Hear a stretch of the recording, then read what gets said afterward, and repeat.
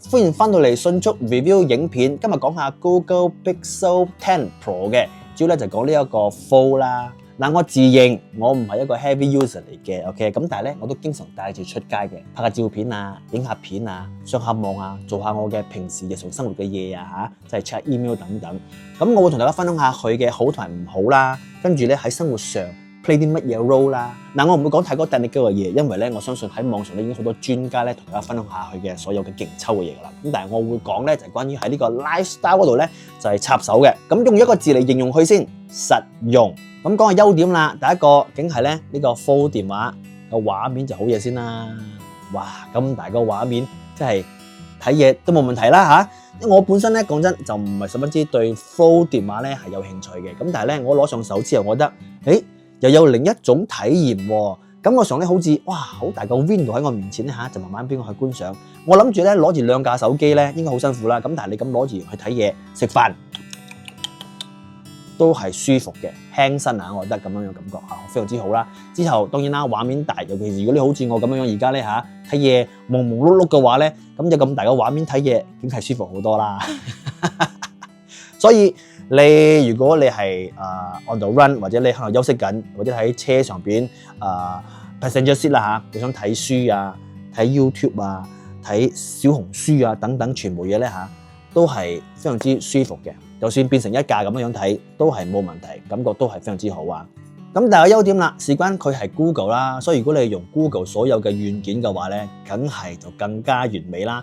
即係佢成個 ecosystem 咧係完整嘅，即係你用佢 Gmail 啊，用 Google Drive 啊、YouTube 啊、Play Store 等等咧嚇，喺呢度就可以一次過咧有好多佢自己本身有嘅一個 function， 我覺得係幾過癮下嘅。仲要就係 Android 係佢哋噶嘛，咁仲有咩好拗啊？然之後而家仲有 Gemini AI 嚟幫助佢，喂，冇得拗。好啦，咁第二個優點啦，相機先啦。相機咧，大家都公認嘅係好嘢嘅，尤其是而家咧有埋 Google Gemini 咧嚟幫助佢嘅話，所以就算你影到啲照片有少少朦朦碌碌嘅話，佢都幫喺你清理佢，變得更加靚。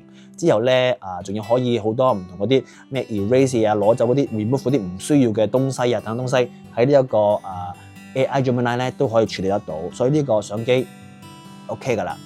之後第三咧就係電池啦，係襟嘅。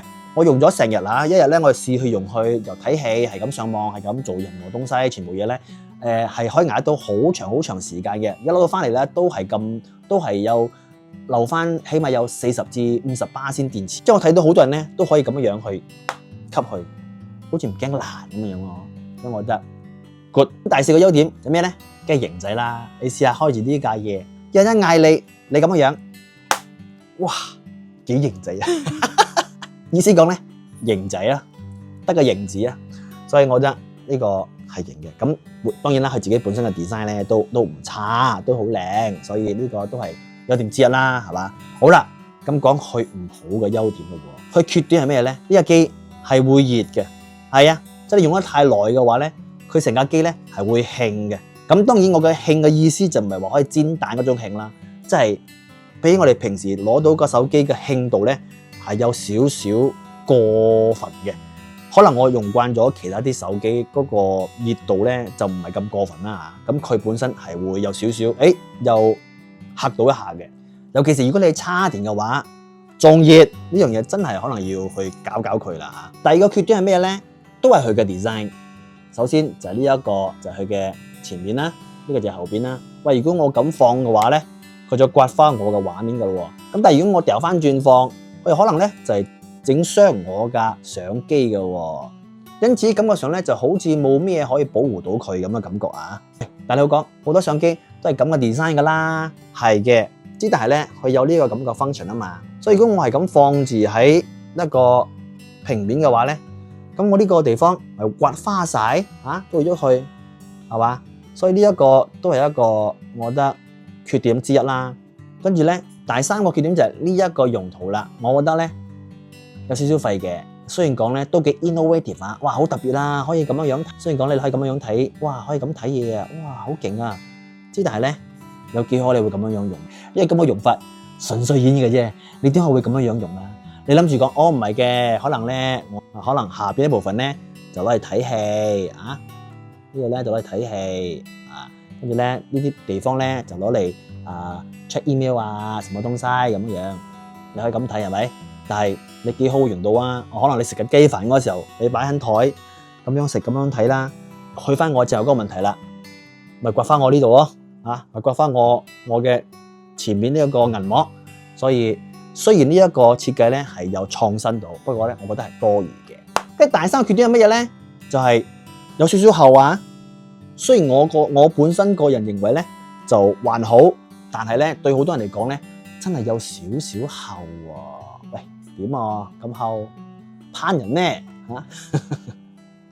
咁但係我係 OK 噶，尤其是而家好多牌子咧，佢哋呢個摺手機咧係好薄好幼噶嘛，所以呢樣嘢咧都可能咧係有少少扣分嘅。咁呢所有咧都係我自己本身認為嘅優點同埋缺點啦。咁呢個手機算係點樣樣咧？我覺得佢有一個叫做穩陣機嘅，穩陣之機冇錯，因為咧佢又搞得好穩陣嘅，佢唔會搞太多花巧嘢。即係你睇到好多唔同嘅牌子啊，唔同嘅手機咧，哇天花龍鳳啊，哇好多唔同功能啊！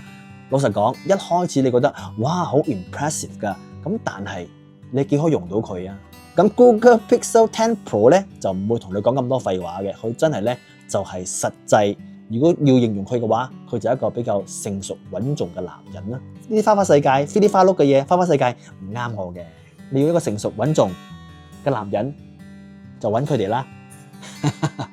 咁喺工作上邊嘅話，當然係可以幫助到你啦。尤其是如果你開緊會啊，你想即係要抄低一啲資料啊，或者你可能咧要大啲嘅畫面啊嚟去 show off 俾你嘅朋友睇嗰啲圖啊、master plan 啊什麼東西嘅話，咁呢一架係好嘢啦。之後咧亦都可以咧比較大啲嘅畫面咧，你可以睇嘢會更加清楚，同埋咧多啲唔同嘅空間去思考嘅。尤其是有陣時咧你要病經嘅嘢，用架手機咧睇嘅話咧，你轉個說冇咩信心係咪？